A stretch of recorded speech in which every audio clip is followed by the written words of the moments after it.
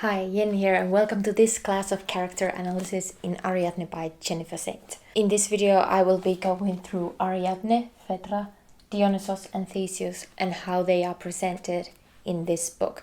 It won't be too much of a deep dive, it will be an introduction level of character analysis.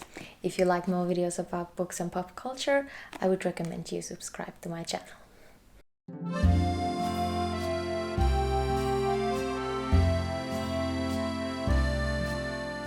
I read Ariadne while I was on holiday in Greece, so Greek mythology story in Greece. Perfect.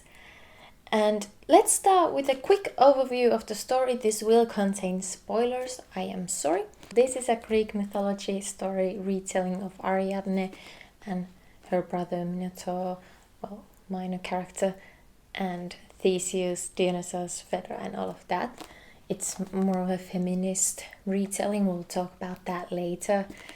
In this one, the story kind of starts with Ariadne talking about how she's scared of her brother Minotaur, who is in the labyrinth way down under. And then the story continues when Theseus, a prince from Athens, comes as he has volunteered to be sent down to the labyrinth, and the moment Ariadne sees him, she falls in love with him and she decides she will help him to kill the Minotaur and save the Athenians. However, as this happens and Ariadne does save Theseus, she obviously has to run away because she has betrayed her people and her kingdom in Crete. So then Ariadne and Theseus go to the island of Naxos, and at first everything seems lovely and beautiful, but then the next morning Theseus and his ships have left Ariadne, and Ariadne is alone on the island of Naxos with nothing to eat, and she's basically waiting for her death. Then at some point near Theseus and Phaedra get married. Phaedra is the little sister of Ariadne. Well, they wait. She's promised to Theseus, but wait until she is of age to get married. Then Dionysus, the half-god, half-human god of art, wine and so forth, appears on the Naxos island to save Ariadne. Quickly to summarize, they get married. Dionysus seems dreamy and amazing, and her Ariadne's life seems so wonderful and peaceful on the Naxos island. Phaedra, who also had a crush on Theseus at first sight, just like Ariadne, is miserable living with Theseus, and she doesn't like being a mother to her children and so forth. There are a couple of times when Ariadne and Phaedra reunite, since Phaedra lives in Athens now, and they are not pretty. And then in the end, it is revealed that Dionysus is not this dreamy guy that Ariadne thought he was. So that's a bit of an overview of this book. Let's start with the character analysis.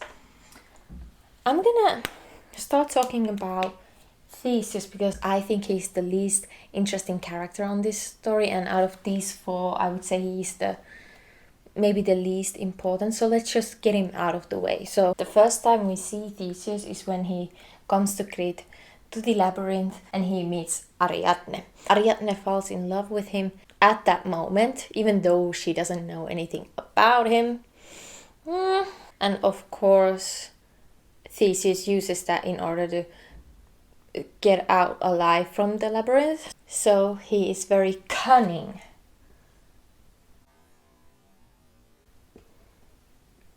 I will be taking notes here if you want to follow along. In addition, he is also very self-centered. The way we first kind of have Ariadne and Theseus interact, it's because Theseus is telling about himself and what an amazing, incredible prince and soldier he is. So we can add self-centered here. He only helps others in order to help himself. like saving those Athenians from the labyrinth along with him, so that he can look like a big, incredible savior to the people of Athens. Helps others to help himself. Got that? So why does he do all of this? He's very proud. He wants to seem like the greatest warrior of all time. But at what cost? He leaves Ariadne to die and then lies to Phaedra, his future wife and Ariadne's sister, about leaving her to die. He comes up with extravagant stories about the gods and how they punish Ariadne or something. So I would add proud here, because he would never admit to doing something wrong. How horrible it is that Theseus tells Phaedra that Ariadne has died for multiple years, and then just by a bypasser in Athens, Phaedra hears that Ariadne is alive. Why would he do that? Because Ariadne could prove that Theseus is not who he says he presents himself as. So he is not this great savior, prince, warrior. But Phaedra already knows that anyways from living with him. So he has to keep up an image that does not match who he is inside.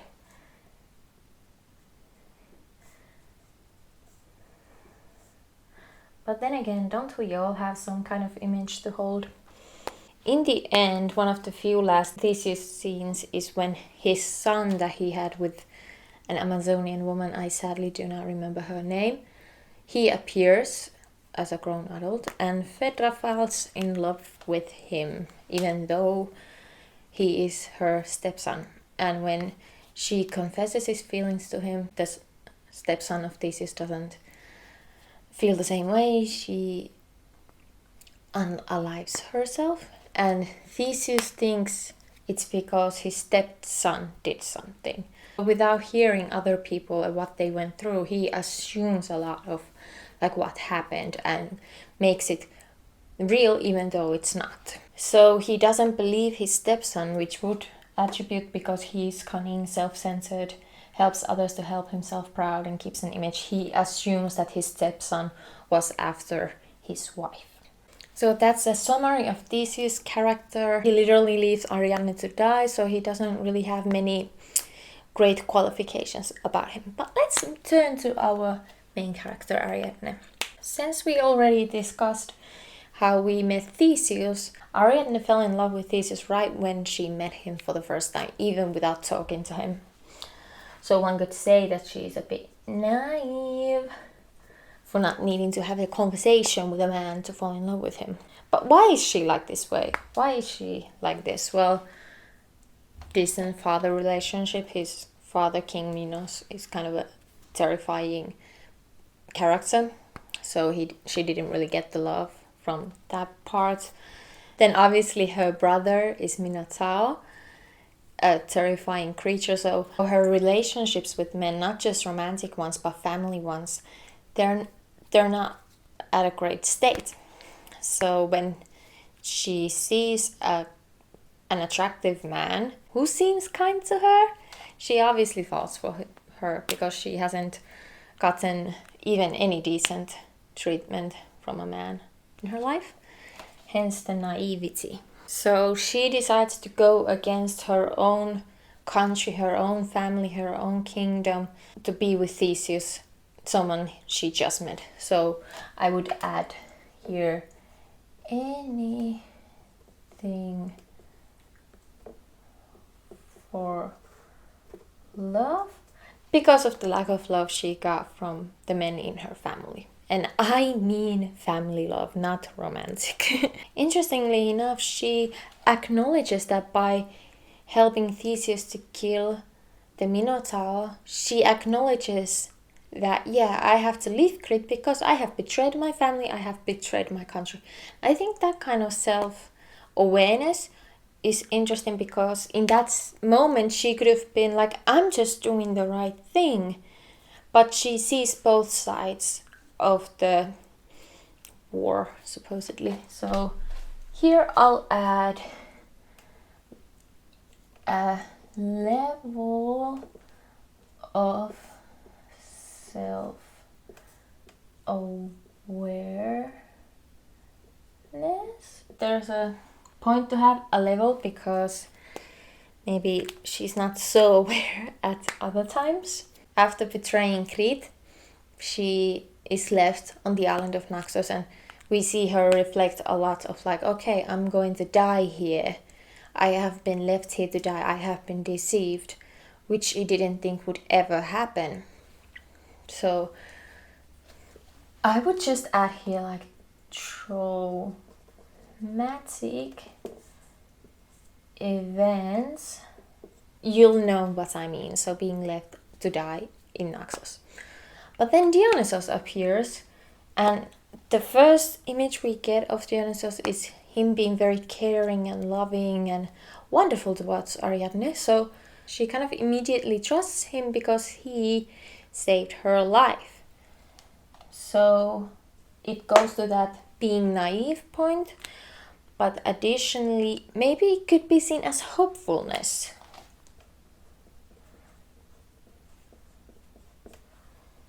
So then Dionysus and Ariadne bond, and Dionysus leaves the island of Naxos to Ariadne to take care of, take care of vegetables, the house there, and everything like that.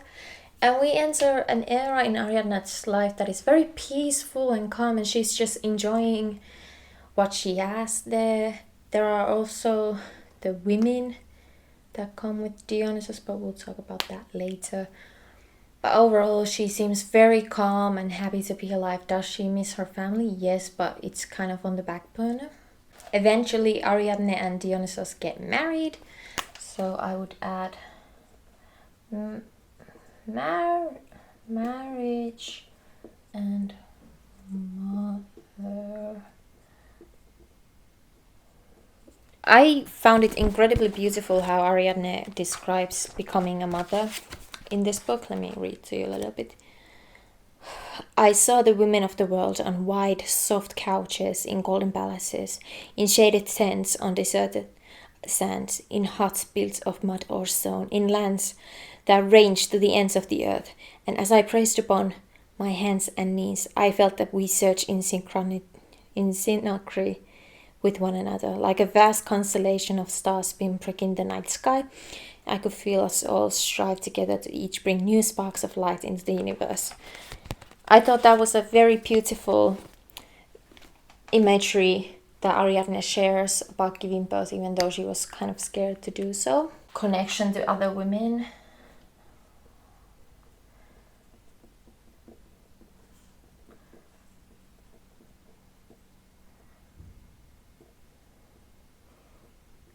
Ariadne and Phaedra as sisters, after everything that went down with Theseus, they see only twice each other. Once Phaedra comes to Naxos when she finds out that Ariadne is alive, and it doesn't go really well.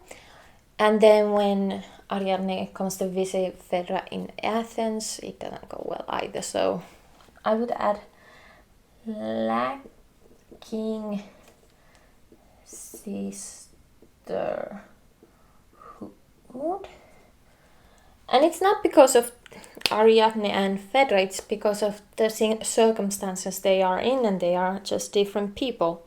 They still love each other, but because of where they are, they have this kind of empty bond with each other, but still a bond nevertheless. Eventually we find out that Dionysus is a bit slimy and just wants to lure in more women to Naxos to witness the greatness of him. And Ariadne is shocked and she feels disgusted, and her solution, kind of what she brings up, is she tells Dionysus that maybe he could leave the women alone and then have the women that are in Naxos just let her be with them in peace without Dionysus, without all of these rituals that make them fawn over him forcibly. and that's kind of the feminist aspect of Ariadne, but also the way she described giving birth. So I would say that goes to connection to other women, because the moment she sees that Dionysus ain't all that, she instantly thinks of the other women rather than just thinking about, oh, I've been deceived and fooled. How would I conclude Ariadne's character? I feel like she's very kind and she wants everything to be good for herself and other people, especially women.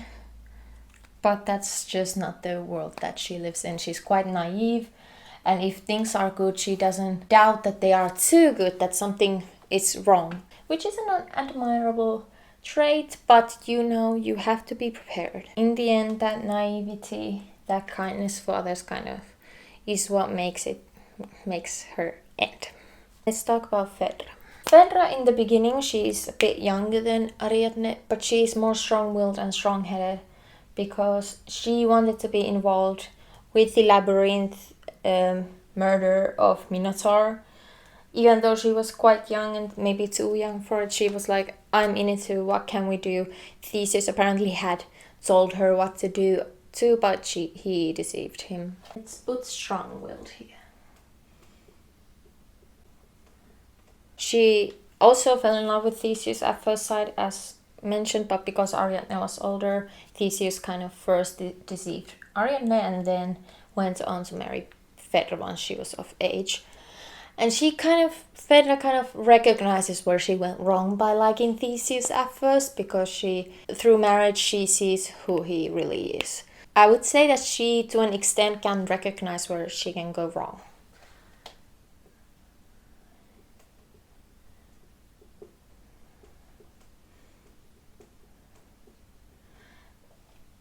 Flaws is not the best word here, but basically what I tried to shorten what I thought of her. She is quite headstrong and stubborn because when Ariadne tells Phaedra that she doesn't agree with Phaedra liking her stepson, she immediately gets angry at Ariadne instead of hearing out what she means. She just blows up at Ariadne, basically. Interestingly enough, while Ariadne thinks of how she's connected to different women around the world giving birth and people giving birth, Phaedra shares the story of having postpartum depression and not wanting to be a mother, not feeling like a mother. That's an important representation of how different pregnancy can make someone feel, because Phaedra doesn't feel connected to her children at all and she doesn't want them there. So, motherhood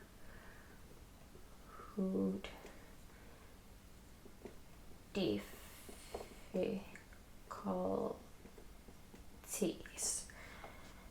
which I think is understandable. She is in a marriage that she kind of didn't want to, with a man that she doesn't love. So now she had to carry the children of the man that she doesn't love, and so on. Phaedra is presented to choose permanent solution to temporary issues. Now, as I talked about the stepson, of her telling her stepson that she has feelings for him, and when he didn't feel the same way, she knew that it would bring shame to her and him, and Theseus would not be happy, so she decides to unalive herself. I'm sure there could have been some alternate solution to this, but she sees it as the only option. She's very certain this is the only way for her to get out of this.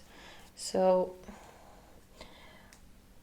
I'd maybe rushes to bad solutions.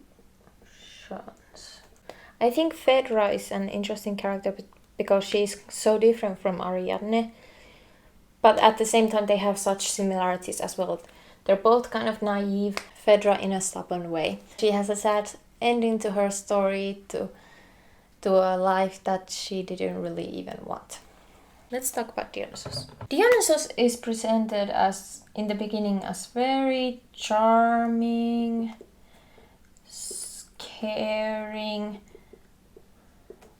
vulnerable, as he tells Ariadne about his mother who passed away before he was born, and how that made him feel, and how special he made Ariadne feel by letting her stay at Naxos, and then eventually marrying her. And yeah, in the beginning I was surprised when I read it, like, wait, who is this? This is not Dionysus that I think of. This is very charming and lovely adaptation of him, but this is not what I knew of him. But then eventually we are shown that he is, at the end of the day, God like others.